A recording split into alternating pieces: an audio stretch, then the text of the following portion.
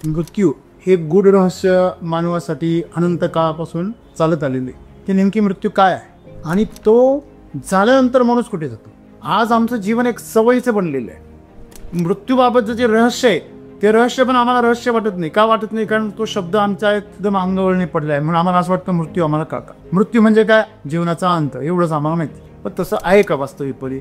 आम्हाला माहीत असलेलं जीवन आणि माहीत नसलेलं जीवन ह्याचा जर आम्ही जर अभ्यास केला तर आम्हाला माहीत असलेलं जीवन हे 0.1% पण नाही आहे, की माहीत नसलेलं जीवन अनंत आहे. मग त्या माहीत नसलेल्या जीवनाविषयीची जी गोष्ट आहे ती म्हणजे मृत्यू. ज्यावेळेस एखाद्या गोष्टीचं अस्तित्व आहे ते अस्तित्व भौतिक पदार्थांचं असेल तर नष्ट होतं, पण तो ऊर्जा स्तरावरती कधीच नष्ट होत. म्हणून आम्ही सर्वांनी हे ऐकलेलं आहे की ऊर्जा निर्माण केली जाऊ शकत नाही, ती नष्टही केली जाऊ शकत नाही, ती फक्त रूपांतरित केली जाऊ शकते. आमच्या आतमध्ये जे जीव आहे ज्याला आम्ही जीव म्हणतो, प्राण म्हणतो, आत्मा म्हणतो, ती ऊर्जा आहे. मग ती ऊर्जा नष्ट होत नाही. नैनम छिंदती शस्त्राणी नैनम दहती पावका नैनम क्लेदेन्त्यपो न शोषयति मारुतः. Energy should not be created, not be destroyed, it should be transform from one form to another form. म्हणजे त्यांनी हा शोध लावला बाहेरच्या जगामधल्या ऊर्जेचा आणि भारतीय संस्कृतीने शोध लावला आतल्या ऊर्जेचा. मग ती जी शक्ती आहे ती तुमच्यातून जेव्हा बाजूला होते शरीरापासून तेव्हा आम्ही काय म्हणतो, मृत्यू. मित्रांनो, माणसाने माणसाचं जे जीवन आहे ते समृद्ध करणं गरजेचं आहे आणि म्हणून सद्गुरू आम्हाला म्हणता तुम्ही मृत्यूला समजून घेतला पाहिजे. मृत्यू काय आहे? मृत्यू फक्त शरीर बदलणं आहे. झोप ही मृत्यूची एक प्रतिकृती आहे, छोटीशी झलक आहे. आजचं सगळं सोडून तुम्ही ज्यावेळेस नव्याने सकाळी उठाल अशी तुम्ही जर स्वतःला सवय लावली तर तुम्ही मृत्यूच्या पण पलीकडे जाण्याची मार्ग उघडे करा तुमच्यासाठी. मित्रांनो, आपण सर्वांनी झोप कमीत कमी आपण जागृतपणे झोपेत केलं पाहिजे. आहार शुद्ध घ्या. हे जर केलं तर संध्याकाळची झोप तुमची सुंदर होईल आणि तुमचा दिवस पण छान सकाळी सुरुवात होईल. आणि झोप जर चांगली झाली, दिवस चांगली सुरुवात झाला, तुमचा अख्खा दिवस तुम्ही जे काही कराल ते सुंदरच करा. एकदा माणसाला झोप कळली मग त्याला जन्म आणि मृत्यूच्या पलीकडे जाण्यासाठी जे काही पुढचा प्रवास आहे तो प्रवाससुद्धा सोपा होऊन जातो. त्याच्यामुळे जीवन जे आहे खूप सोपं आहे मित्रांनो. त्या जीवनाला ओळखा आणि त्याप्रमाणे चला. आणि जर आपण खरोखर झोपेचा वापर जर जीवन समजून घेण्यासाठी केला, मृत्यू समजण्यासाठी जर केला तर नक्कीच आपण मृत्यूच्या पलीकडचं जीवन जाणू शकतो आणि जाणीवपूर्वक आपण मरू शकतो. जागेपणी जागृतपणे जर आपण मृत्यूला जर सामोरं गेलो मित्रांनो, पुढचा प्रवास तुम्ही सांगाल तसा, तुम्ही म्हणाल तसा नाही. आज आम्ही मृत्यूला घाबरतो. का घाबरतो? कारण आम्हाला माहीत नाही मृत्यूनंतर आमचं पुढे काय. परंतु तुम्ही जर झोपेचा जर अभ्यास केला, जागृतपणे झोपेत जर गेला तर तुम्हाला ही वेळ येणार.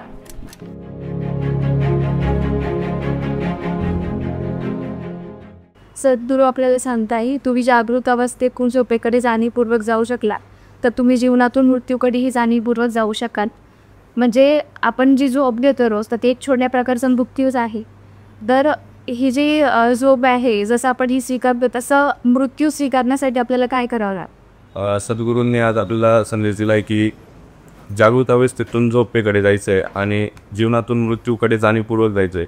तर कालच्या वेलनेसमध्ये सर तुम्ही असं सांगितलं की तुम्ही ज्यावेळेस मरणार आहात तर त्यावेळेस तुम्ही जो विचार करणार तसा तुम्हाला पुढच्या वेळेस जन्म मिळणार. जसं तुम्ही प्राण्याचा विचार करत असाल किंवा एखाद्या श्रीमंतीचा विचार करत असाल किंवा ऐश्वर्याचा विचार करत असाल तर तसं घडणार.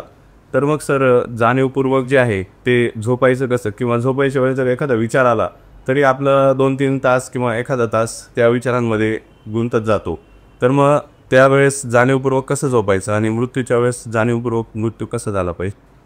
मित्र, मृत्यू हे गूढ रहस्य मानवासाठी अनंत काळापासून चालत आलेले, की मृत्यू हा एक त्याच्यासाठी एक रहस्याचा विषय, की नेमकी मृत्यू काय आहे आणि तो झाल्यानंतर माणूस कुठे जातो किंवा माणसाचं काय.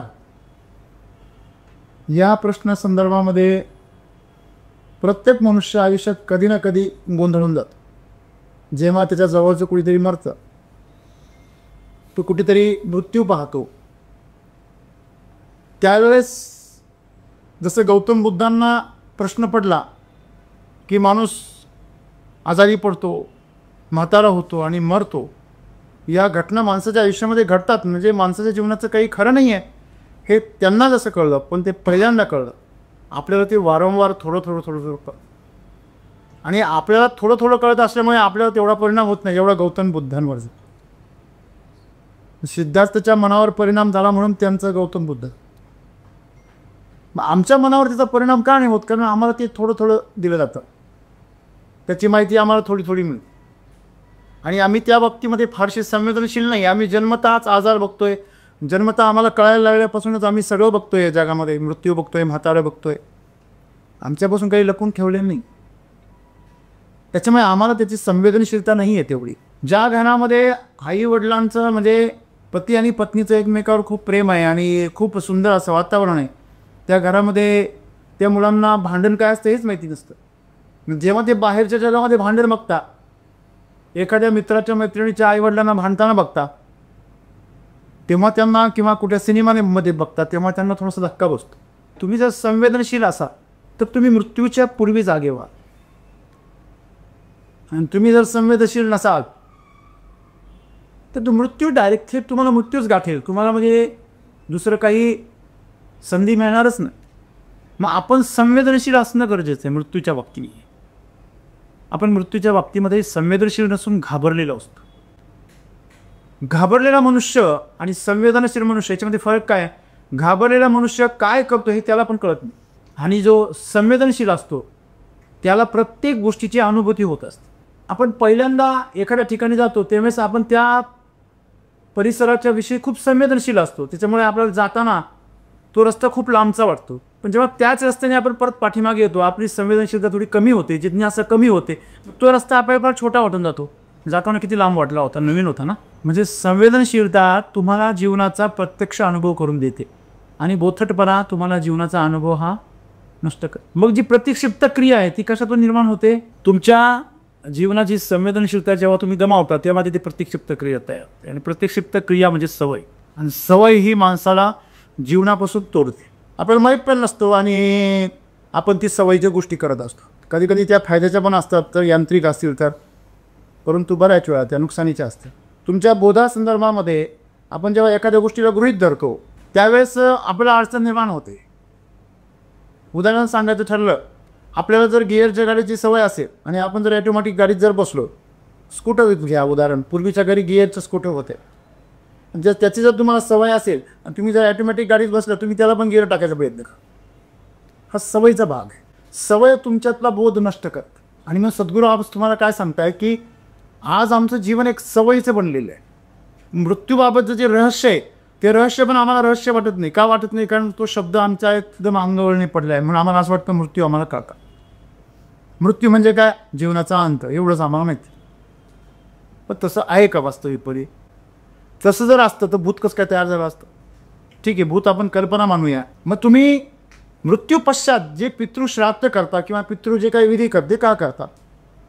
पितृदोष का निर्माण होता? अनेक लोकांनी आपले पुनर्जन्म अगदी पुराव्यासहित सिद्ध केले. ते त्यांनी कसे केले? सांगण्याचं तात्पर्य असं आहे की आम्ही जेवढं आमच्या बुद्धीने जीवनाचं आकलन करतो त्यापेक्षाही जीवन फार पलीकडे आहे, खूप मोठं आहे. आम्हाला माहीत असलेलं जीवन आणि माहीत नसलेलं जीवन ह्याचा जर आम्ही अभ्यास केला तर आम्हाला माहीत असलेलं जीवन हे 0.1% पण नाही आहे, की माहीत नसलेलं जीवन अनंत आहे. मग त्या माहीत नसलेल्या जीवनाविषयीची जी गोष्ट आहे ती म्हणजे मृत्यू आहे. जन्माला आल्यानंतर आमचं आयुष्य 70, 80, 90, 100 वर्षाचं आहे. पण एकदा मृत्यू झाल्यानंतर पुन्हा जो जन्म मिळतो त्यामधलं जे आयुष्य ते लाखो वर्षांचं पण असू शकतं, हजारो वर्षांचं असू शकतं, काही दिवसांचं पण असू शकतं. परंतु जन्म मृत्यूचा फेरा हा चालू आहे. 84 योनी आपण ज्यावेळेस म्हणतो त्यावेळेस प्रत्येक पहिला जीव तयार झाला तो अमिबा. कदाचित आम्ही कधीतरी अमिबा पण होतो. आम्ही कधीतरी प्रत्येक प्राण्याचे जसे दशावतार दाखवलेले, त्या दशावतार हे फक्त भगवान विष्णूचे नसून आमचे सर्व मानवजातीचे आहे.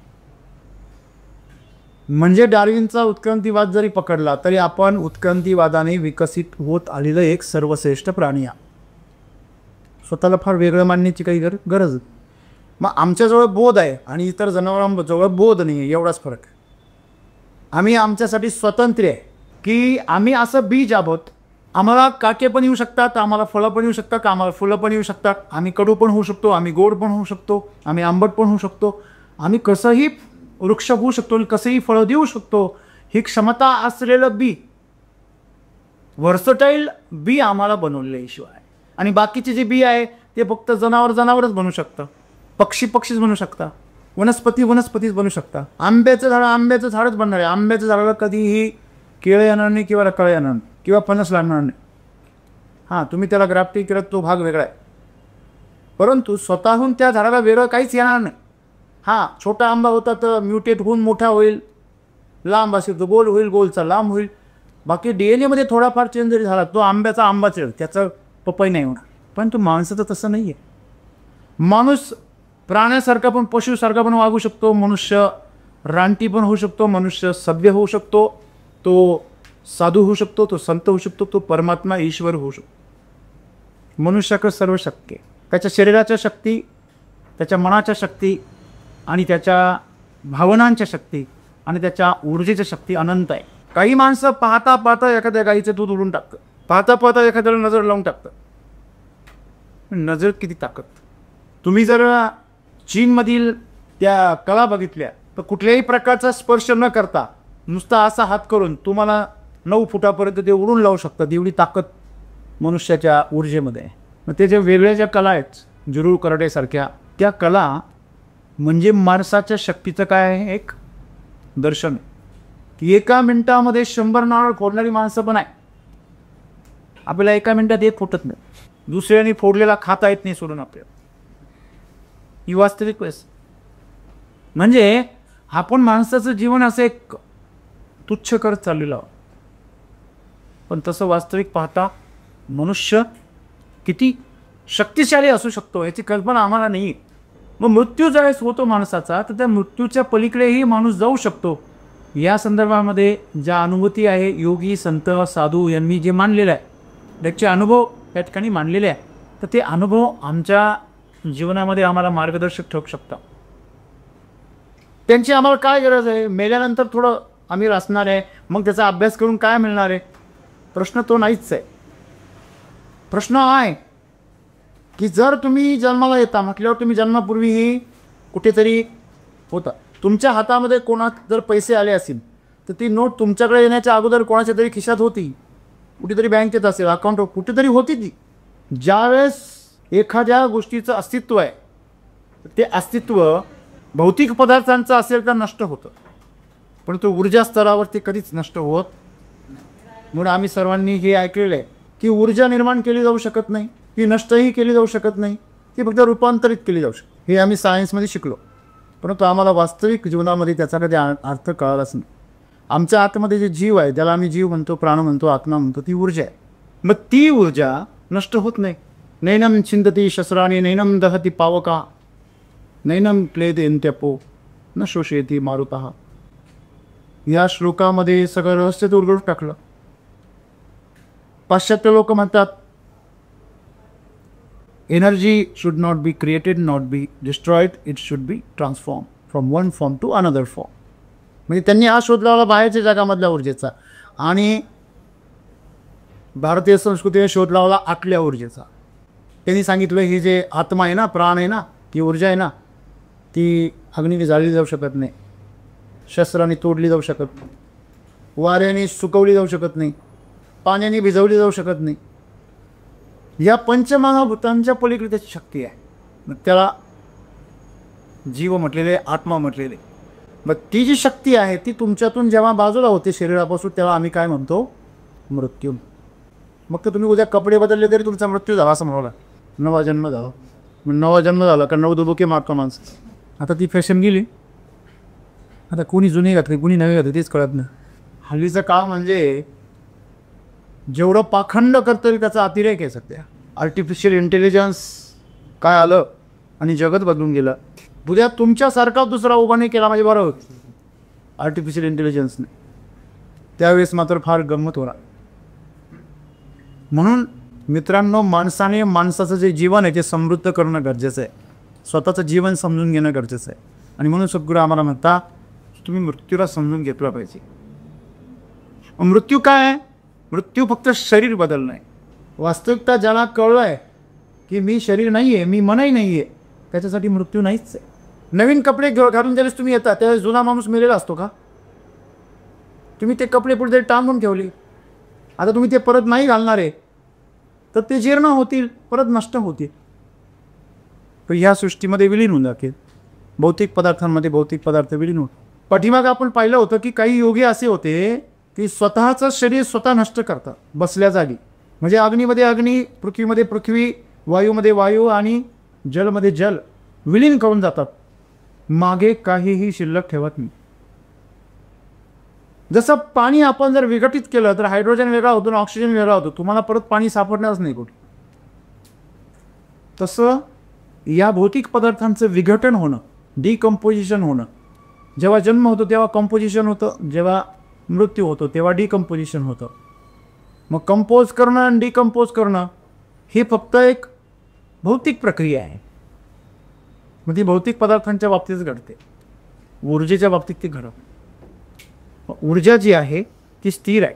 How much amount of energy you are consume, that is your strength of life. तुम्ही किती मोठ्या प्रमाणामध्ये तीव्र ऊर्जा तुमच्या आतमध्ये प्रवाहित करता, यूज करता, वापर करता, तेवढं तुमचं जीवन समृद्ध राहतं. मग काहींचं जीवन चैतन्यमय असतं एकदम उत्साहाने, काहींचं जीवन थोडं डल असतं. का बरं? दिवा थोडा डीम भेटलेला आहे, बॅटरी कमी असते. मग तुमच्या आतमध्ये जी बॅटरी आहे, ऊर्जा आहे, ती तीव्र पाहिजे, बरोबर आहे. आणि मग हेच आम्हाला कळत नाही. आम्ही शरीर सुदृढ करण्याचा प्रयत्न करतो, नक्कीच केलं पाहिजे आपण ते, परंतु त्याच्यामध्ये ऊर्जा सगळ्यात महत्त्वाची. हे जेव्हा तुम्हाला कळतं तेव्हा तुमच्यासाठी मृत्यू काहीच नसतो. आज सद्गुरू आम्हाला उदाहरण देतात की झोप जी आहे, झोप ही मृत्यूची एक प्रतिकृती आहे, छोटीशी झलक आहे. कशावरून? तुमच्यापैकी किती जण असे का त्यांना झोपल्यावर कळतं मी झोपलेलो आहे? हॅलो, संतांना साधूंना झोपल्यानंतरही माहीत असतं ते झोपलेले. झोपेत सुद्धा जागा असणं त्याला जागसूत झोपणं असं म्हणतात. तुमच्या आजूबाजूला जर काही घडलं तर लगेच तुम्हाला जाग येते. शरीर झोपलेलं असतं पण तुमची ऊर्जा मात्र जागृत असते. हे कधी घडतं? जेव्हा तुमची ऊर्जा आणि तुमचं शरीर याच्यामध्ये अंतर तयार होतं. जेव्हा नारळ सुकतो तेव्हा त्याचं खोबरं बाजूला होतं आतमध्ये, आणि वरती करवंटी जी आहे ती वेगळी राहते. तुम्ही करवंटीला कितीतरी ठोके मारले, मधल्या त्या खोबऱ्याला धक्का पण नाही पोचत. तसं मध्ये जो आत्मा आहे किंवा जी ऊर्जा आहे तुमची, जेव्हा तुम्हाला कळतं की मी वेगळा आहे, मी तो आहे, मी शरीर नाही आहे, तेव्हा शरीराबद्दल कोणी नावं ठेवली, शरीराला कोणी चांगलं म्हटलं, तुमच्या मनाला कोणी दुखावलं, तुमच्या मनाबद्दल काही चांगलं बोललं, तर चांगलंही वाटत नाही, वाईटही वाटत नाही, दुःखही होतं आणि त्रासही होत नाही. मग ते जे अंतर आहे ते अंतर तयार करण्यासाठीच योग आणि ध्यान आहे. योग म्हणजे या आत्म्याचा त्या परमात्म्याशी संबंध जोडणं म्हणजे योग आहे. आपल्या मोबाईलमधलं, इंटरनेटमध्ये या सृष्टीमधलं जे जाळं आहे त्याच्याशी त्याला जोडणं म्हणजे काय योग आहे. या छोट्याशा बुद्धीची या परमबुद्धीशी संपर्क जोडणं. बऱ्याच जणांना असं वाटतं योग म्हणजे शरीर आणि आत्मा यांचं त्यांचं जॉईन आहे म्हणून तर तुम्ही जिवंत आहे उभे. जेव्हा तुमचंच हसू यायला लागतं, तुमच्या वागण्याचं, तुमच्या आचरणाचं, तुमच्या विचारांचं, तुमच्यामध्ये असलेल्या धारणांचं तुम्हालाच हसू यायला लागतं. मी किती मूर्ख आहे, मी आतापर्यंत काय समजत होतो, आहे की नाही. मृत्यू जीवनाचा शेवट आहे, पण खरं पाहिलं असतं मृत्यू जीवनाचा शेवट नसून फक्त काय भूमिकेचा बदल आहे बस. तुम्ही या जन्मी कुठल्या तरी एका रोलमध्ये आले होते, पुढचा जन्म तुम्हाला वेगळ्या रोलमध्ये मिळेल. आणि प्रत्येक रोलचे फायदे तोटे दोन्ही पण आहे. तुम्ही श्रीमंताच्या घरात जन्माला आले तिथं पण समस्या आहे, तुम्ही गरिबाच्या घरात आले तिथं पण समस्या आहे. तुम्ही गरिबाच्या घरात आले तर तुम्हाला श्रीमंतीकडे जाण्याची संधी आहे, आणि श्रीमंताच्या घरात जर जन्माला आले तर तुम्हाला या मायामोहाच्या जाळ्यातून मुक्त होण्याची संधी आहे. परंतु दुर्दैव असं आहे, जो श्रीमंत होतो ना तो पुन्हा गरिबाच्या घरात जन्माला येतो, जो गरीब होतो तो परत श्रीमंताच्या घरात जन्माला जातो, आणि या चक्रामध्ये तो अनंत जन्म भरकटत राहतो. जसं उदाहरणार्थ तुम्ही आपल्या भाषेत असं समजा की एखादा मुलगा जर नापास झाला तर परत तो 10वीला जाऊन बसू, परत नापास झाला तर परत 10वी, त्यांनी शाळा बदलू द्या हो, पण तो 10वीलाच जाऊन बसणार. कळलं? क्लासेस बदलू द्या, ट्युशन बदलू द्या, परंतु तो अभ्यासक्रम तोच असणार त्याला. आलं लक्षामध्ये? जोपर्यंत तो 10वी पास होत नाही तोपर्यंत त्याला कॉलेजमध्ये प्रवेश नाही. अगदी तसंच आहे जीवनाचं. आपण मनुष्याच्या जन्माला आल्यानंतर आपल्या जीवनाचं सार्थक करून घ्यायचं असं सगळे साधू संत बोलत राहतात. झोप जी आहे, तुम्ही जर झोपेचा अभ्यास जर केला थोडासा, पहिले 2 ते 3 तास आहे ते शारीरिक स्तरावरही झोप असते. झोपेचा फार जवळचा संबंध तुमच्या श्वासाशी आहे, कारण ऊर्जा आणि शरीर या दोघांच्या मध्ये जो धागा आहे तो म्हणजे श्वास. तुमची श्वास गती जेवढी धीमी होईल तेवढी तुमची नाडी स्थिर होत, तेवढं तुमचं हृदयाची स्पंदनं कमी होतात. ज्याचं झोपेसुद्धा हृदय जोरजोरात धडकतं याचं आयुष्य लवकर संपतं. आरामामध्ये सुद्धा आराम नाही आहे. म्हणजे झोपल्यानंतर शरीराच्या सर्व गतिविधी थांबल्या पाहिजे. आणि म्हणून संध्याकाळी झोपताना कधीच पूर्ण जेवण करून झोपायचं नसतं. झोपण्याच्या अगोदर कमीत कमी 2-2.5 तास 3 तास आधी जेवण करावे. जे लोक जेवण करून लगेच झोपतात त्यांची झोप कधीही पूर्ण होत नाही. त्याचं कारण काय? त्याचे जे सायकल असतात, पहिलं शरीराची क्रिया होतात, शरीराच्या क्रिया झाल्यानंतर मेंदूच्या संदर्भामध्ये मानसिक क्रिया पूर्ण होतात आणि मग ऊर्जा स्तरावरती तुमच्या शरीराला आराम मिळतो. म्हणजे पहिलं शरीर, नंतर मन आणि नंतर ऊर्जा, अशा 3 स्तरांमध्ये झोप. म्हणून पहिला मुहूर्त जो असतो तो राक्षस मुहूर्त असतो. भूत प्रेत 9 वाजेपासून 9 ते 10, 10 साडेदहा नंतर जो 11 वाजता खऱ्या अर्थाने सुरू होतो, 11 ते 3 तास 1 ते 2 वाजेपर्यंत जो मुहूर्त असतो तो भूतांचा मुहूर्त असतो. म्हणजे काय? ज्या अतृप्त शक्ती आहे, ज्या घातक शक्ती, बघा सगळे जे गुन्हे आहे ते रात्री 11 ते सकाळी 3च्या दरम्यान होतात. चोऱ्या, माया, घरफोड्या, भयंकर ॲक्सिडेंट, मोठमोठ्या घटना ह्याच दरम्यान का बरं होतात? कारण तो त्यांचा काळ आहे. ब्लॅक मॅजिक कोणत्या वेळेस केलं जातं? ह्याच वेळेस. आणि 3 नंतर ब्रह्ममुहूर्त असतो. म्हणजे पहिले 11 पर्यंत जो वेळ असतो तो शरीरासाठी असतो. 9 ते 11, 11 ते 2, बरोबर आहे. आणि 2 आणि 3 हा काळ जरा असा संभ्रम अवस्थेमध्ये असतो. मग 3-3:30 नंतर तुमचा ब्रह्ममुहूर्त चालू होतो, ऊर्जा, त्यालाच ऊर्जा स्तराचं आराम म्हणतात. मग साखर झोप आम्हाला कधी लागते? 3 ते 5. तिला साखर झोप का म्हणतात? जो झोपेचा गोडवा आहे तो आम्हाला त्यावेळेस मिळतो. मग तुम्ही कल्पना करा, तुम्ही जर झोपायला जर 11 वाजता गेले तर 11 ते 2 वाजेपर्यंत तुमचं शरीरच चालणार गतिविधी. म्हणजे तुमच्या शरीरावरती सर्व ज्या भूतशक्ती आहे त्यांचा प्रभाव. भूतशक्ती जागृत व्हायच्या तुमचं शरीर काय झालं पाहिजे? स्थिर झालं पाहिजे. चोरांच्या वेळी जर तुमच्या घराचे दरवाजे उघडे राहिले तर काय सांगण्याची काही गरज आहे का? आपण रस्त्याने चाललेलो आहे, धुळीचा रस्ता आहे, सगळीकडे धूळ उडालेली आणि आपण काचा खाली केल्या, काय कारच्या. ही जी अशुद्धता आहे ती अशुद्धता, अशुद्ध वातावरणामध्ये ज्यावेळेस तुमचं शरीर त्या सगळ्या गोष्टींसाठी ओपन असतं तेव्हा त्याच्यावरती भयंकर परिणाम होणार. म्हणून पहिली जी तुमची अवस्था आहे त्या पहिल्या अवस्थेमध्ये तुमच्या शरीरामध्ये सगळे रसग्रंथी असतील, जे ग्लॅन्स असतील, ज्याच्यामधून तुमच्या शरीरामध्ये समजा तुमचं पॅनक्रियाज आहे, थायरॉईड आहे, इतर काही ग्रंथी आहे. या ग्रंथींमधून स्राव बाहेर येतो आणि त्याच्यातून तुमच्या शरीरामधल्या विविध रासायनिक, जैव रासायनिक प्रक्रिया घडतात. बरोबर आहे. आपण वेळेवर जेवणच नाही केलं तर जेव्हा जेवणाची वेळ असते तेव्हा तुमच्या पोटामध्ये आत पसरते. का बरं पसरते? कारण त्यावेळेस त्याच वेळेमध्ये शरीराला सवय, त्यावेळेस ते हायड्रोक्लोरिक ॲसिड सोडतं. कारण त्याला माहिती आता काय येणार आहे, ट्रेन येणार आहे, म्हणून सगळे प्रवासी तिथं बसलेले असतात. तर ट्रेन तर येणार आहे बुवा, टाईम झाला ट्रेनची. पण ट्रेन तर काय आली नाही, प्रवासींनी गर्दी करून बसले. जी वेळ आली त्या प्रवाशांना बसायला सुद्धा जागा नाही, ती मागं. कारण ह्या प्रवाशांनी त्याची जागा पॅक करून ठेवलेली. म्हणजे तुमचं अन्न येण्या अगोदर जेव्हा ॲसिड येतं तेव्हा ते तुमच्या जठराच्या आतल्या भागांवरती इन्फेक्शन करतं, त्याला जाळतं. म्हणून तुम्हाला पोटामध्ये काय होते? आग पेट. ही साधीसुधी रासायनिक प्रक्रिया आहे. मग शरीरामध्ये अशा प्रकारच्या घटना घडतात. म्हणजे आम्ही झोपेच्या अगोदर काय केलं पाहिजे? नेहमी संध्याकाळचं जेवण हे 4 ते 7 या वेळेतच झालं पाहिजे. संध्याकाळी 4 वाजेपासून ते 7 वाजे. 7 वाजेनंतर म्हणजे दिवस मावळल्यानंतर 2 तासांनी जेवण करणं म्हणजे भूत योनीला खाऊ घालण्यासारखं. आणि म्हणून असं म्हटले रात्रीचं जेवण जर उशिरा केलं तर ते भूताचं जेवण असतं, आपलं नसतं. रात्री तुम्हाला माहिती असेल दही भात खात नाही रात्रीचं. दही भात हा भूतांचा सर्वात आवडता पदार्थ. संध्याकाळचं जेवण हे लवकर झालं पाहिजे, ती हलका आहार घेतला. संध्याकाळ माणसं उलटं खातं, संध्याकाळी हेवी आहार घेतात, सकाळी हलका. मग ज्यावेळेस तुम्ही हलका आहार घेता, जास्त पातळ पदार्थ खाता, जास्त पचायला लागू नये असे पदार्थ खात नाही आणि तुम्ही लवकर झोपता, कमीत कमी तुम्ही 9, 9:30, 10च्या आत झोपलं पाहिजे आणि त्याच्यात अगोदर म्हणजे 8 वाजेपर्यंत जेवाय केलं पाहिजे.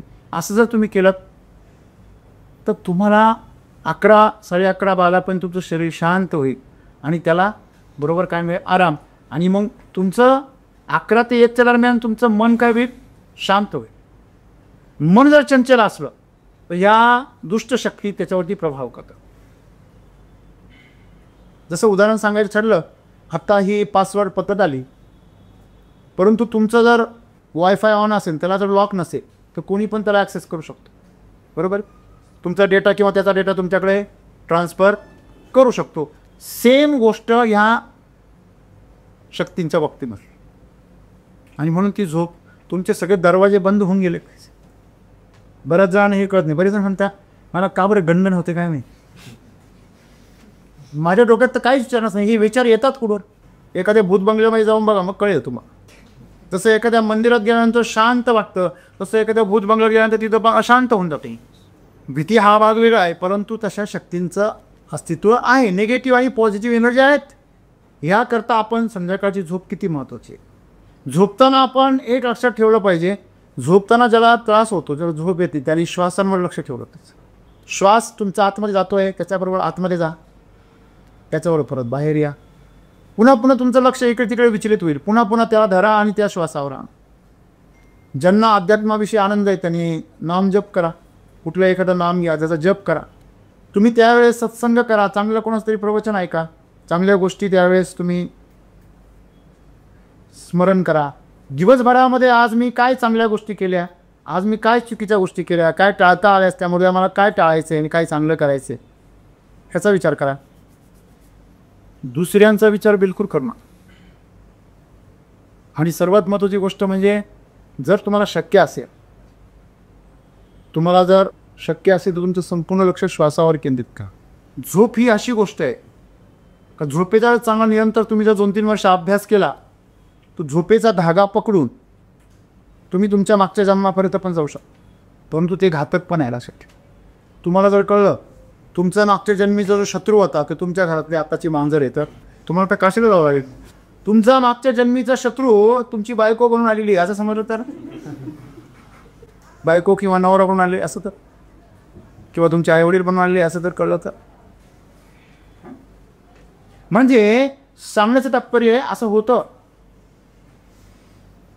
आणि म्हणून आम्हाला काही आठवत नाही याच्याबद्दल परमेश्वराची काय मानली पाहिजे. आम्हाला आमच्या आयुष्यामध्ये आत्तापर्यंत 25-1 वर्षामध्ये 30 वर्षामध्ये जे काही घडून गेलं, जे वाईट प्रसंग घडले ते आम्ही विसरलो, म्हणून आज आम्ही आनंदाने जगू शकतो. ते जर आम्ही विसरलोच नाही तर आमचं जीवन तर नरक होऊन जाईल. म्हणजे आपण याच्यामध्ये अभ्यास केला पाहिजे की झोप ही अशी गोष्ट आहे जी आपल्या सर्व गोष्टींना पडद्यावर झाकून टाक, त्याच्यावर पांघरून टाक. म्हणून झोपेला जाताना तुमच्या मनामध्ये कुठल्याच प्रकारचे कोणाबद्दलचे द्वेष, मत्सर, चिंता या सगळ्या गोष्टी काहीच नसल्या पाहिजे. सर म्हटलं की रात्री झोपायला गेल्यावर कधी कधी एक विचार असा येतो की अख्खी झोप डिस्टर्ब करतो. विचार तुम्ही निर्माण करता आणि तुमची झोप डिस्टर्ब करतो, म्हणजे तुम्हाला तुमच्या विचारांना हाताळता येत नाही व्यवस्थित. तुमच्यापेक्षा तुमचे विचार मोठे कसे काय असू शकतात. तुमचे विचार मोठे नाही आहेत, तुम्ही कमकुवत आहात तुमच्या विचारात. आणि म्हणून झोप जी आहे ती अत्यंत महत्त्वाची आहे. आणि झोप अशी पाहिजे ज्याला स्वप्न अजिबात पडत नाही ना, अजिबात, त्याची सर्वात सुंदर झोप असते. पण अजिबात स्वप्न न पडणे सगळं अवघड झालं. किमान सांसारिक माणसाला तरी फार अवघड आहे. डोक्यात अजिबात विचार न येणे हे जेवढं अवघड वाटतं ना, तेवढं झोपेत स्वप्न न येणं अवघड आहे. साधू संत आहेत त्यांना फक्त स्वप्न येत नाही, बाकी आपल्याला स्वप्न चालू किंवा आपला सिनेमा कायम चालू आहे. म्हणजे पॅथ मारा नका, मग तुम्ही ऑन करा नका करू, the theatre is going on. मग प्रेक्षक झोपलेला असेल तर जागा असो, सिनेमा चालू आहे, त्याचं प्रचंड बिल आम्ही जागेपणी फाडतो. बरेच जण स्वप्नांनी ग्रसित असतात. मला असं स्वप्न का पडलं ह्याच्यावर अख्खा दिवस जातो त्याचं. स्वप्न येते बाबा, एवढं काय विचार करतो.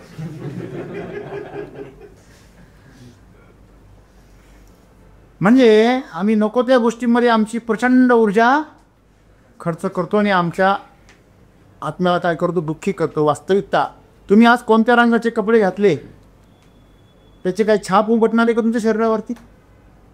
मग तुम्ही कुठल्या प्रकारचे जीवन जगत आहात आणि काय कृती करत आहात याचा तुमच्या आत्म्यावर तेव्हाच परिणाम होतो जेव्हा तुम्ही त्याचं चिंतन करा. आज जो दिवस आहे हा इथेच संपवणे.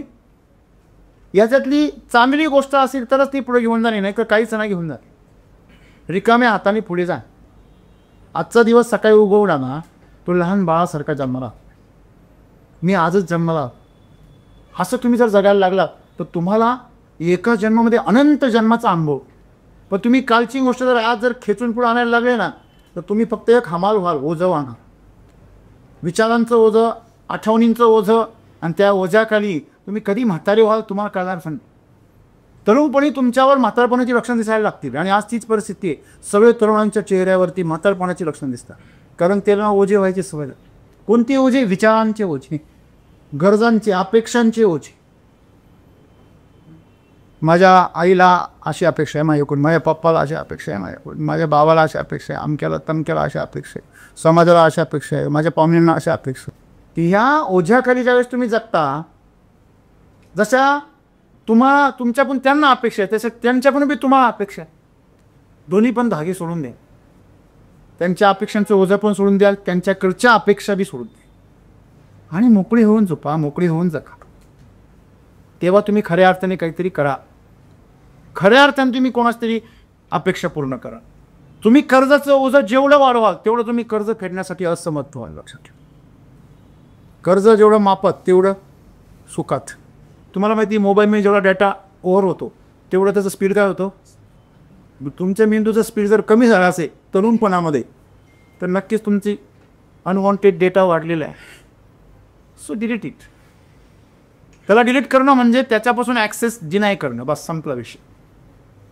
तेवढा एकच फरक आहे. आणि मग तुम्ही जर अशा प्रकारे जर एक दिवस तुम्ही जगलात आणि अशा प्रकारे तुम्ही झोपेक जा, आजचं सगळं सोडून तुम्ही ज्यावेळेस नव्याने सकाळी उठाल, अशी तुम्ही जर स्वतःला सवय लावली, तर तुम्ही मृत्यूच्या पण पलीकडे जाण्याची मार्ग उघडे करा तुमच्यासाठी. असं सगळं म्हणतात. सांसारिक गतिविधी, आपण जर जीवन जगतो आहोत तर कोणाला तरी भेटणार आहे, कोणाशी तरी गप्पा होणार आहे, काहीतरी क्रिया होणार आहे, देवाणघेवाण होणार आहे, शरीराचा स्पर्श, मनाचा स्पर्श, ह्या सगळ्या भावनांचा स्पर्श, भावनांची गुंतागुंत, ह्या सगळ्या गोष्टींमुळे आमचं जीवन काय होतं, गुंतागुंतीचं. सर्वांमध्ये मिसळा, पण तरी पण आदित्य राहा. तसं कमळ पाण्यात राहतं तसं विचारांनी, भावनांनी. हे जर तुम्ही करू शकला तर तुम्हाला संध्याकाळी झोप फार चांगली. कमीत कमी बोला, गरजेपुरतं बोला, कमीत कमी स्पर्श करा कोणाला, शक्यतो करूच नका. शरीराला स्पर्शच होऊ देऊ नका कोणाचा. थेट संपर्क टाळा. पाश्चात्य संस्कृती एवढी आलेली आहे की शरीराला स्पर्श नाही केला तर जगलोच नाही असं वाटतं. म्हणजे आम्ही एवढे भौतिक जगामध्ये एवढे गुरफटले, त्याच्यामुळे आम्हाला पुढचा मार्ग सापडतो. म्हणजे तुम्ही जर पहिल्या अवस्थेमध्ये जर गोंधळलेले असाल शरीराच्या अवस्थेमध्ये, तर शरीराकडे तो लाखो वर्षांची मेमरी आहे या शरीराकडे. तुम्ही त्याच्यामध्ये आणखीन ऋणानुबंध तयार करताय. मागचं जर ऋण फिटलेलं नाही अजून, मागचे सगळे गोंधळ म्हणून हा जन्म आलेला आहे, त्यात तुम्ही नवीन आणखीन गुंतागुंत तयार करताय. मागचेच गाठी अजून सुटलेली नाही. आज तुमचा जन्म आहे म्हणजे मागच्या गाठी सुटायच्यासाठी त्या सोडा त्या गाठी, ह्याच्यासाठी हा जन्म आहे. आपण त्या गाठी तशाच ठेवतो ना, की नव्यान गाठी बांधतो. तुम्हाला नोकरी दिली, तुम्हाला काम दिलं कर्ज फेडावं म्हणून, आणि तुम्ही ते काम करता आणि नवीन कर्ज घेऊन बस. तुम्ही शरीराच्या स्तरावर जेवढा स्पर्श कमी ठेवाल कोणाचाही, कोणाची गोष्टी, पदार्थ, पाणी असेल, वस्तू असेल, तिचा वापर करू नका. जेवढं टाळा तेवढं तुमचं शरीर काय होत जाईल, तेजस्वी होत जाईल. तेवढं तुमच्या शरीराच्या पुढच्या अवस्थेत जाण्यासाठी ती मार्ग तयार करेल. तुम्हाला ती गोष्ट माहिती आहे ना, गुरुजींनी सगळ्या मुलांना पोळ्या वाटल्या आणि जरा सगळ्यांनी मला 1 महिन्यानंतर आंबा घेऊन या म्हणे, झाडात रोपटं घेऊन ये. सगळ्यांनी आंब्याची रोपटे आणली, एक जणांनी सडलेली कोय. गुरुजी म्हणले, तू काय केलं रे? हां म्हणे, गुरुजी मी तुम्ही सांगितलं तसंच केलं. माझे कसं काय कोय सडली? ते म्हणे, काय केलं तू? म्हणे, मी तुम्ही सांगितलं तसा खड्डा घेतला, कोय लावली, वरून माती टाकली, वरून पाणी घातलं. बरं, मग पुढे काय केलं? रोज मी ती कोय उकरून बघायचो, आले की त्याला मोड, आणि परत त्याला काढायचो पाणी घाल. मी असं रोज उकरून पाहायला लागले तर तुमचं आयुष्य सडणारच आहे. आलं लक्षामध्ये? आणि म्हणून रोज उकरायचा धंदा सोडा आणि त्याला परिपक्व होऊ द्या. तुम्ही आंबा जर पिकाला ठेवला, रोज उचकून पाहायला लागले. तुम्ही भात शिजायला ठेवला आणि प्रत्येक शिट्टीला उचकून पाहायला लागले कुकर. तर तो शिजेल का की अर्धा कच्चा होईल, आणि अर्धा कच्चा झालेला भात परत कधी शिजत नाही, हे लक्षात ठेवा. म्हणजे सांगण्याचं तात्पर्य काय आहे, हे जीवन आहे. साधा भात जर शिजत नाही कच्चा राहिल्यावर परत, तर हे जीवन तर वेगळं आहे ना. आमचं जे जीवन आहे एवढं सुंदर आहे, पण आम्ही ते काय करतो, कालचं जे जीवन आहे ना त्याचं सगळी आठवणी, त्या सगळ्या गोष्टी आम्ही आजमध्ये घेऊन येतो. मागचं जे आम्ही ओढून ताडून पुढे आणतो ना, त्याच्यामुळे आजचं जीवन झाकलं. म्हणून आजचं जीवन नव्याने जर जगायला शिकलात ना तुम्ही, तर तुम्हाला मृत्यू पण कळेल एक दिवस काय आहे. आणि म्हणून सद्गुरू एकदम सोपं आणि साधं सांगतात की तुम्ही जागृत अवस्थेतून झोपेत जाता. आपण जेव्हा जागा असतो आणि झोपेत जातो, यामध्ये एक घटना आहे नकळत. आपल्याला कधी झोप लागली हे कधीच कळत. मग तुम्ही जर जागे राहिले आणि लक्ष दिलं श्वासाकडे, मला झोप येते, त्याच्याकडे तुम्ही जर सावधतेने लक्ष दिलं, दररोज जर सराव करत राहिले, तर काही महिन्यानंतर तुम्हाला थोडी थोडी आयडिया यायला लागेल का आता मला झोप येते, की आता मी जागा आहे. आणि झोपेनंतरही तुम्ही जागे राहू शकता. हे तुम्ही साधनेद्वारे साध्य करू शकता. आपण जाणीवपूर्वक झोपेकडे गेलं पाहिजे. आपण आज बघितलं तर बेहोशीमध्ये जात.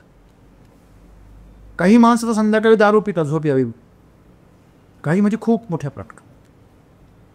जेवढी माणसं प्रोफेशनल्स फील्डमध्ये आहेत त्यांच्यावर प्रचंड कामाचा, वेळेचा, जबाबदाऱ्यांचा दबाव असतो, प्रेशर असतं. अशी मानसिक दबाव असलेली जवळजवळ 90% लोक, पाश्चात्य संस्कृतीमध्ये 99% लोक, तिकडची तरुणाई दारू पिल्याशिवाय झोपतच नाही. दारू तर ठीक आहे, त्याच्या पुढे त्यांनी कहर केलं आहे ते म्हणजे ड्रग्स. 47% यूथ पाश्चात्य कंट्रीमध्ये ड्रग्सशिवाय झोपत नाही. What is happening in our country also somewhere. आपल्याकडे म्हणजे हे घडताना दिसतंय ना, राईट. म्हणजे आम्ही आमचं हे शरीर नॅचरली झोपी राहू शकत नाही, एवढी वाईट परिस्थिती आलेली. तुमचा मोबाईल जर बसच नाही असं, तुम्ही चालू केली गाडी बंदच नाही झाली, मग काही नाही, तुमचं पेट्रोल संपले, खिसा रिकामा कधी. म्हणजे आपलं हे जे शरीर आहे, हे शरीर जर आपल्या आदेश मान्य करत नसेल, ते नक्की तुमचंच आहे का हा प्रश्न निर्माण. तुम्हाला तुमची भूक, शरीराचे आवेग, शरीराचे वासना, कामना या सगळ्या जर तुम्हाला कंट्रोल होत नसते, तर तुमचं असण्याची दाट शक्यता नाही आहे. ते कोणाच्या दुसऱ्या तरी कंट्रोलमध्ये. मित्रांनो, आपण सर्वांनी झोप कमीत कमी आपण जागृतपणे झोपेत केलं पाहिजे. आणि म्हणून आपण झोपेत जाताना जसं आपण एखाद्या मंगल प्रसंगी, जेव्हा एखाद्या दिवशी आपल्याकडे पूजा असते, फार मोठा उत्सव असतो, त्या दिवशी आपण उपवास धरतो, त्या दिवशी आपण अतिशय पवित्र राहतो, स्वच्छ कपडे घालतो, नवे शक्य असेल तर नवे कपडे घालतो. या सगळ्या गोष्टी कशासाठी आहे? शुद्धता आणि पावित्र्य. कारण जुन्या कपड्यांना किती पण काही झालं तरी अशुद्धता आहे, म्हणून नवे कपडे घालतात. नवे कपडे घालणं म्हणजे काही तुम्हाला सजवण्याचं नाही, बाहेरचं अंग न सजता आतलं अंग सजलं पाहिजे. आणि म्हणून त्याला पावित्र्याची गरज आहे. उद्देश पावित्र्य आहे. उद्देश त्याच्यामध्ये देवत्व आहे, दैवी शक्ती आहे. मग दैवी शक्तीचा संचार कधी होतो? जेव्हा तुमच्याकडे पावित्र्य असतं. आमच्यामध्ये जर ही शक्ती जर उतरायची असेल तर आम्ही स्वतःला काय बनवलं पाहिजे? शुद्ध बनवलं पाहिजे, पवित्र बनवलं पाहिजे. आणि अशा पद्धतीने आम्ही जर शरीराच्या बाबतीमध्ये शुद्ध राहिलो, पवित्र राहिलो, मनाच्या स्तरावर जर आम्ही दुसऱ्यांबद्दल चांगले, मन शुद्ध कधी असतं? जेव्हा तुम्ही इतरांबद्दल चांगले विचार करता आणि स्वतःबद्दल देखील. इतरांना दुखवणं जसं पाप आहे, तसं स्वतःला दुखवणं महापाप आहे. काही माणसं म्हणतात मी दुसऱ्याला दुखवत नाही, मी स्वतःला दुखव, महापाप नाही. मी स्वतःला बिलकुल दुखवत नाही, दुसरे काय दुखले तरी चाल. कोणालाही न दुखवणं, कोणाविषयी कुठल्याही प्रकारचं वाईट चिंतन न करणं, कोणाविषयी मनामध्ये राग, द्वेष, मद, मत्सर, लोभ काही न ठेवणं, ममत्व न ठेवणं, मालकी न ठेवणं. या सगळ्या गोष्टी जेव्हा आपण करतो, ते निस्वार्थीपणे जेव्हा तुमचं मन विचार करतं, त्याला म्हणायचं शुद्ध मन. शुद्ध मन म्हणजे काय वॉशिंग पावडर घेऊन धुवायचं आहे असं नाही आहे ते. हां, लक्षामध्ये. मग आपली जी मनाचं मैल आहे तो कशा प्रकारे धुतला पाहिजे? तो सत्संगाने, सद्विचाराने, ध्यानाने, योगाने, शांतीने धुतला जातो. बरोबर आहे. आणि म्हणून संध्याकाळी झोपताना नेहमी आंघोळ करू लोक, थंड पाण्याने मस्त आंघोळ करतात. तुमच्याकडे शॉवर असेल तर एक नंबर गोष्ट. काही नाही, उभं राहायचं, काहीच करायचं. थंड पाणी डोक्यावर घेतल्याने मेला अशी तर घटना आजपर्यंत कधी घडलेली नाही. हॅलो, तुम्ही जर पाहिलं ही श्रीमंत लोक जे आहे ते आईस बकेट चॅलेंज घेतात. म्हणजे बादलीमध्ये संपूर्ण बर्फ भरतात आणि डोक्यावर ओतून घेतात. आपलं शरीर गरम पाहिजे, डोकं थंड पाहिजे. असं खेळ ऑफिस थंड पाहिजे. मित्रांनो, थंड पाण्याने आंघोळ करा. थोडं संध्याकाळच्या वेळेस कधीच रील नाही बघायची. कधीच जी माणसं आपलं मन डिस्टर्ब करतात त्यांच्याशी बोलायचं नाही, त्यांच्याशी संवाद साधायचं. सकाळी बोलायचं, दिवसा काय बोलायचं ते संध्याकाळी. ओके. त्याच्यानंतर ज्या गोष्टी तुमच्या मनामध्ये शांतता, आनंद, विश्वास, सुरक्षितता निर्माण करतात अशा गोष्टी करा. मग ते वाचन असेल, मनन असेल, चिंतन असेल, पठण असेल, ते करा. आणि सकाळी पहाटे 4 वाजता उठून तुम्हाला ज्या गोष्टींमध्ये तुम्हाला काय हासिल करायचं आहे, यश हासिल करायचं आहे, शिखर गाठायचे, ज्या गोष्टी तुम्हाला आवड वाटतात पण त्याच्यावर तुम्हाला महारत हासिल करायचं आहे, अशा गोष्टी 4 वाजता करा. मग ते तुमचं क्रिएटिव्हिटी असेल, तुमचं लिखाण असेल, तुमचं चिंतन असेल, ह्या सगळ्या गोष्टी तुम्ही त्यावेळेस करा. कलेक्टर झालेल्या मुलांना विचारा, त्यांचा अभ्यास सकाळी 3 वाजेपासून 5 वाजेपर्यंत, 7 वाजेपर्यंतच असतो.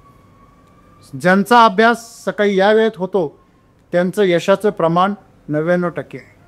आजची पिढी एवढी उद्विग्न किंवा एवढी अशी गणगणित का असते? कारण त्यांच्या आहारामध्ये प्रचंड केमिकल्स, प्रचंड PGR आहे. त्यांच्या जेवणामध्ये रोज कित्येक प्रकारची रसायनं त्या अन्नातून त्यांना त्यांच्या शरीरात जात आहेत आणि ती तुमच्या शरीरामध्ये गेल्यानंतर विविध ठिकाणी जाऊन डिसऑर्डर्स तयार करतात, मेंदूमध्ये विकृती तयार करतात. त्याच्यामुळे ते एक फार मोठं कारण आहे. आहार शुद्ध घ्या, महागडा असला तरी चालेल पण तो पौष्टिक आणि शुद्ध आहार घ्या. जेवढा कमीत कमी केमिकलचा आहार घेता येईल तेवढा कमीत कमी. हे जर केलं तर संध्याकाळची झोप तुमची सुंदर होईल आणि तुमचा दिवस पण छान सकाळी सुरुवात होईल. आणि झोप जर चांगली झाली, दिवस चांगली सुरुवात झाला, तुमचा अख्खा दिवस तुम्ही जे काही कराल ते सुंदरच करा. बरोबर आहे. आणि त्या माणसाला झोप कळली मग त्याला जन्म आणि मृत्यूच्या पलीकडे जाण्यासाठी जे काही पुढचा प्रवास आहे तो प्रवाससुद्धा सोपा होऊन जातो. नाही निर्मळ जीवन काय करील साबण, तर साबणच निर्मळ नाही राहील, पाण्याचा विषय सोडून जातो. बरोबर आहे. म्हणजे आपल्याला जीवन जर सुंदर करायचं असेल, तुम्हाला स्वच्छ करायचं असेल तर पहिलं तुम्हाला काय करावं लागेल? आहार शुद्ध करावा लागेल. कारण आहाराचा थेट संबंध निद्रेशी आहे. मग तुमचा आहार तुमच्या शरीराला कामाला लावतोय की तुमच्या शरीराला ऊर्जा देतोय? तुमची शरीराची ऊर्जा खर्च करतोय की शरीराला ऊर्जा पुरवतोय? तुम्ही जर मृत आहार खाल्ला तर शरीराची ऊर्जा काय होणार? खर्च होऊन हे पचवण्यासाठी. बरोबर. म्हणून अशा प्रकारे आपण सर्वांनी झोप जर शिकायची असेल काय आहे तर पहिलं आहारावर काम करावं. तुम्हाला आश्चर्य वाटेल, संध्याकाळी उपोषीपोटी झोपणाऱ्या माणसाला स्वप्न नाही आहे. मी संध्याकाळी खूप अल्पोपहार घेतला, कमी जेवलात आणि खूप लवकर जेवण करून तुम्ही जर झोपला, स्वप्नच येत नाही. त्याचं कारण काय आहे? तुम्हाला स्वप्न यासाठी येतात की तुमच्या शरीरामध्ये क्रिया चालू असतात अवयवांच्या, जठराच्या, लहान आतड्याच्या, मोठ्या आतड्याच्या, आणि त्या क्रियांसाठी तुमचं शरीर जागा असणं गरजेचं आहे. म्हणून तुमचा मेंदू तुमच्या डोळ्यांना सतत काहीतरी चित्र दाखवत राहतो आणि सक्रिय ठेवतो. किती गंमत आहे पहा. हे तुम्हाला प्रयोग करायचा असेल तर संध्याकाळी लवकर न पचणाऱ्या गोष्टी खा. न्यूडल्स, आज संध्याकाळी भरपूर न्यूडल्स खाऊन झोपा. तुम्हाला एवढे स्वप्न येतील का सकाळी तुम्हाला जाग पण नाही. म्हणजे अपचन किंवा खूप जड पदार्थ तुम्ही रात्री जर खाल्ले तर तुमच्या झोपेवर त्याचा परिणाम होतो. तसंच जीवनाचं आहे. जीवनामध्ये तुम्ही जर खूप अर्धवट आणि गुंतागुंतीच्या गोष्टी जर केल्या, गुंतागुंतीची नाकी तयार केली, तुमचा मृत्यू फार गुंतागुंतीचा. मृत्यूनंतरचं जे जीवन आहे ते सर्वात मोठं जीवन आहे आणि त्याच्यावरच आपण नरक आणि स्वर्ग त्यालाच म्हणतो. तुम्ही जर मृत्यूनंतर तुमचा जीव जर भटकत राहिला, भरकटत राहिला किंवा चुकीच्या योनीमध्ये जन्माला गेला तर तुम्हाला जे होणारे वेदना आहे त्या यातना होतात पण कळत नाही. जसं असं म्हणतात की मृत्यूनंतर जीव तिथेच असतो, तो बघतो माझं शरीर आहे पण त्याला सगळी माणसं पण दिसतात, ते का रडतात हे बी कळत नाही, मी तो जिवंत आहे. मग हे का बरं वाटतात? हे सगळं त्याला जाणवतं. माणसं म्हणतात ना याचा जीव अडकला. हे बंधन आहे. आणि म्हणून माणसाचा मृत्यू कसा झाला पाहिजे? ओम त्र्यंबकम यजामहे सुगंधिम पुष्टिवर्धनम उर्वारुकमेव बंधनानं मृत्युर्मुक्षीयमामृता. मृत्यू असा झाला पाहिजे जसं एखाद्या वेलीवरती एखादं सुगंधित फूल जन्माला येतं आणि ते नकळत अलगदपणे ते परिपक्व होऊन त्याच्यापासून अलगद बाजूला होतं. अशा प्रकारे आम्ही ह्या शरीरापासून अलगद बाजूला झालो पाहिजे. आमचे 10वे 13वे सुद्धा घालायची गरज नाही कुठे. एवढं तृप्त होऊन आम्ही गेलो पाहिजे. एखादी मुलगी जर माहेरमध्ये जीव गुंतून जर सासरी गेली तर घर ती तिकडचा संसार बी करत नाही, नियम नाही जगू. आजकाल ती गोष्ट होत नाही. भागवेरा आहे, तिलाच कळत नाही ती कुठे. बरोबर आहे. कारण कॉलेजचं आयुष्य, नोकरीचं आयुष्य, माहेरचं आयुष्य, सासरचं आयुष्य, 4 ठिकाणी आयुष्य. कुठलं आयुष्य लक्षात की आज आपण आधुनिक केलं स्त्रीला, परंतु तिचा गोंधळ खूप वाढवला. बरोबर आहे. आणि स्त्री अशी आहे की ती एखाद्या बीजाप्रमाणे जिथं ठेवा तिथं रुजतेल दिसतं. पुरुष तसा नसतो. त्याच्यामुळे जीवन जे आहे खूप सोपं आहे मित्रांनो. त्या जीवनाला ओळखा आणि त्याप्रमाणे चला. आणि जर आपण खरोखर झोपेचा वापर जर जीवन समजून घेण्यासाठी केला, मृत्यू समजण्यासाठी जर केला, तर नक्कीच आपण मृत्यूच्या पलीकडचं जीवन नक्कीच काय करू शकतो? जाणू शकतो. आणि जाणीवपूर्वक आपण मरू शकतो. जागेपणी जागरूकपणे जर आपण आपल्या मृत्यूला जर सामोरं गेलो मित्रांनो, पुढचा प्रवास तुम्ही सांगाल तसा, तुम्ही म्हणाल तसा आपली हिमच्या हातात. आज आम्ही मृत्यूला घाबरतो. का घाबरतो? कारण आम्हाला माहीत नाही मृत्यूनंतर आमचं पुढे काय. परंतु तुम्ही जर झोपेचा अभ्यास केला, जागरूकपणे झोपे जर गेला तर तुम्हाला ही वेळ येणार